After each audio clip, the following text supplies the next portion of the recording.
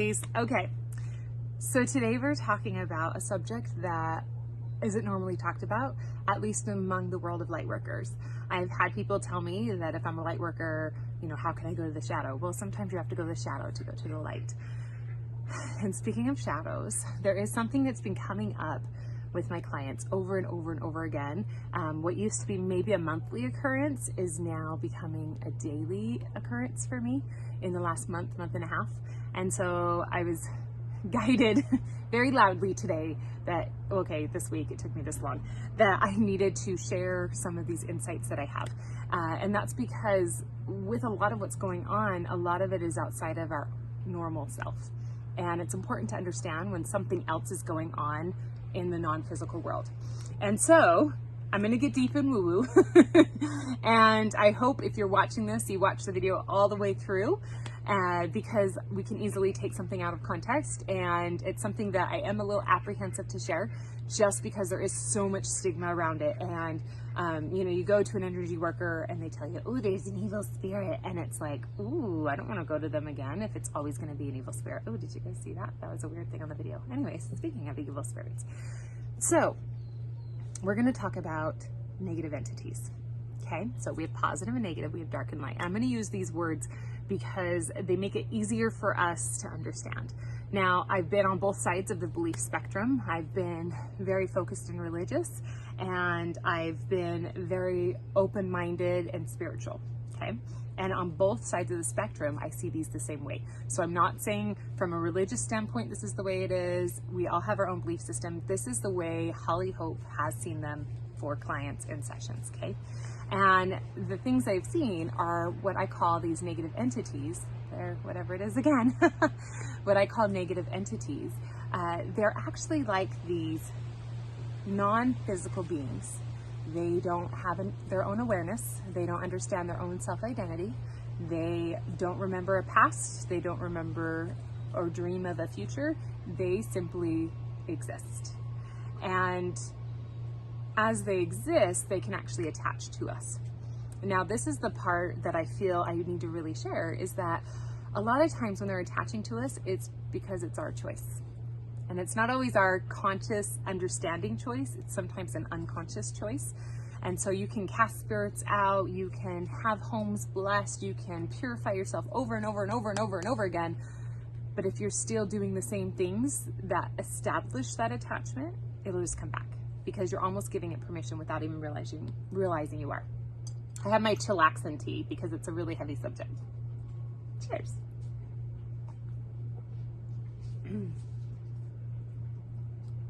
Pause for dramatic effect. No, I get to have replenishment. So with these entity attachments, they're like, if you can imagine this dark shadow being that exists and doesn't know its own awareness, its own identity, but it does know a negative emotion.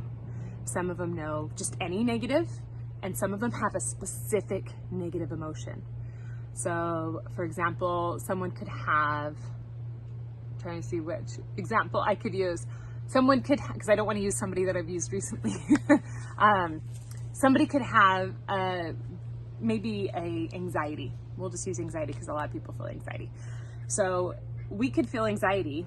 This being could understand anxiety, could resonate with anxiety, so it's going to be attracted to anxiety. If we're feeling a massive amount of anxiety, even if it was a long time ago, and we blast it out, it's like this being comes in and attaches right in there. Goes, oh, anxiety? I know anxiety. And they lock in together. And when honey says hello, come here, honey. Say hi, honey. So does the chicken. There's a chicken here. So, speaking of anxiety, Honey is a therapy dog. You say hi? No, you gotta say hi. Okay, sit. She's so silly. Oh, good girl, you sat. Look over here. Say hi to the people. Say hi, people. Here, look. Say hi, people.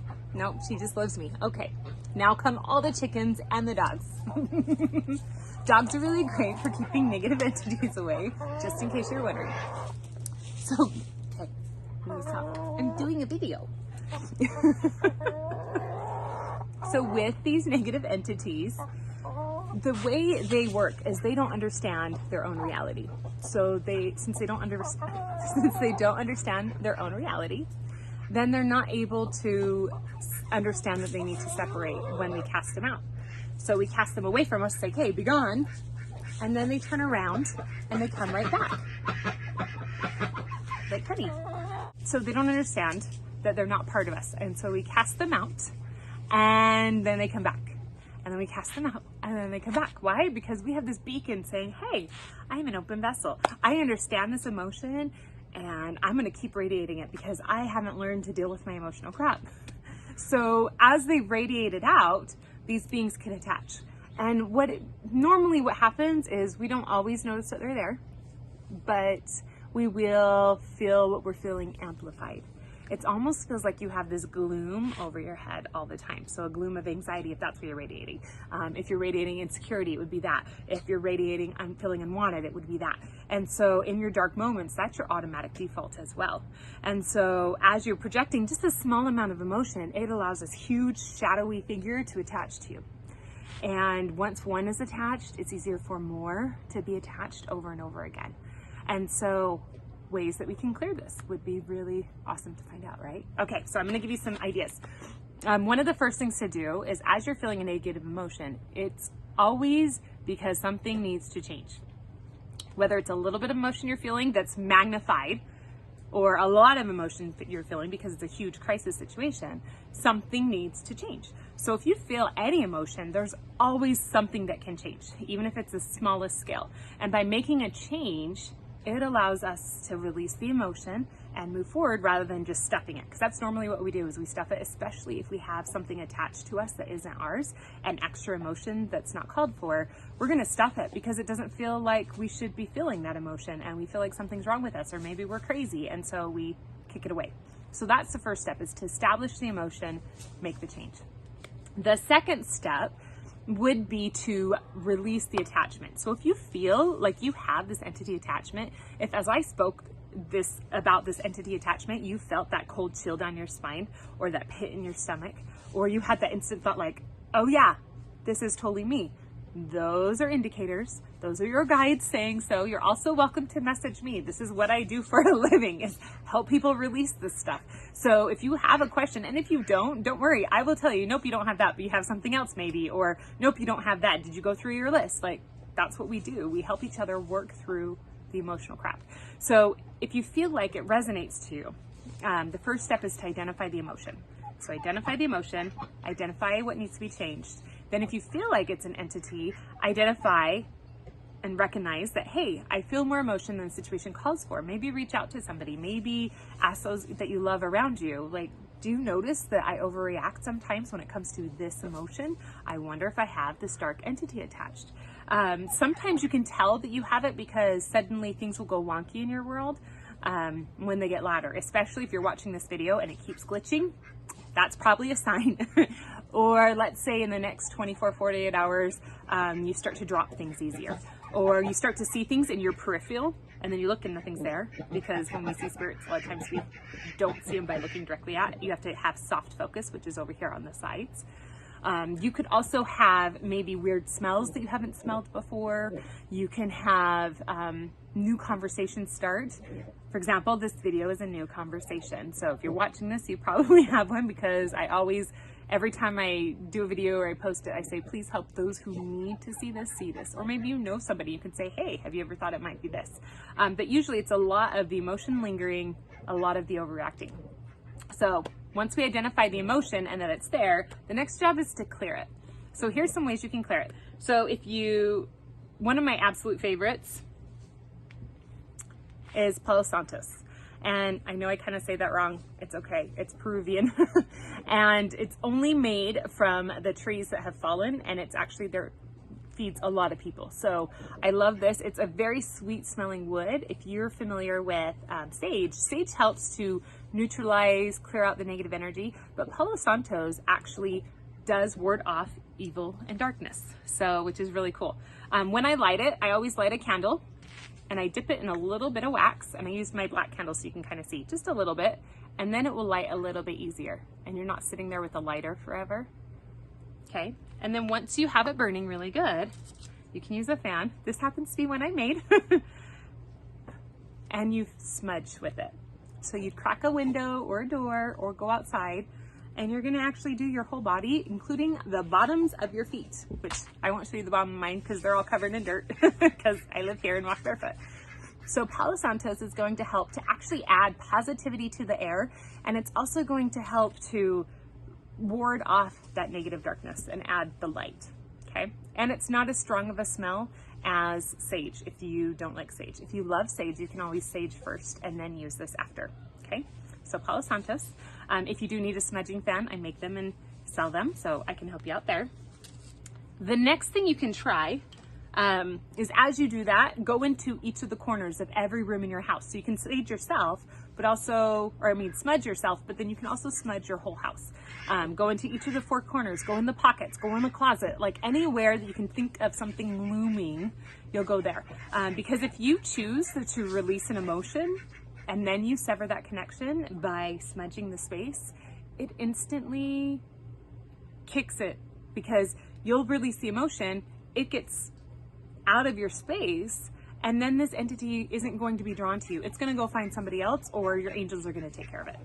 And so speaking of angels, I'm gonna show you the next thing. So this is an amazing selenite wand. I like it because it's really a big one. You can get this at Sacred Energy, at Awakened Soul, at Dixie Rock and Fossils. Like, this is a significant one. You don't need one that big. If you look at my saging wand, my smudging wand, there's one on there too. So every time I smudge, I'm using a selenite. So selenite is a purification. I'm sitting on a slab of selenite, so it's more horizontal. This one is more vertical, okay? So you wanna pay attention to what style it is, because that does impact it. So if you have a slab, you can put it in all 4 corners of your house to protect your home. If you have a selenite wand, you can use it on your body. So as you're going through and you're releasing, you can scoop it over your whole body and say, release any negative entity attachments. And I know it's kind of weird, but you can actually feel it when you do it. It's so crazy. And remember your palms of your hands, the bottom of your feet.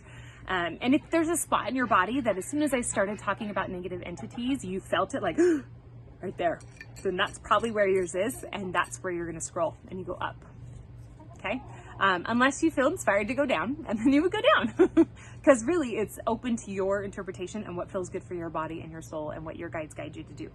And the smudge and the feathers are actually in our protection kit too, and I teach a lot about that for the emotional empowerment kits. So if you need one of those, let me know. And speaking of that, this also comes in our kit, and this is another one that helps prevent negative entities from attaching. This is called a black tourmaline, and this one is actually a palm stone. These are usually about $25 for a polished palm stone, and you can see that it's smooth. Normally black tourmaline is really rugged and it crumbles really easy. So this one will last a long time. The other ones will eventually crumble out. And so I love these ones because you can sit and hold it, and it's like a black hole for negative emotions. So think about me wanting to radiate out a negative emotion, but I'm holding this. Where's that emotion gonna go? Right in here.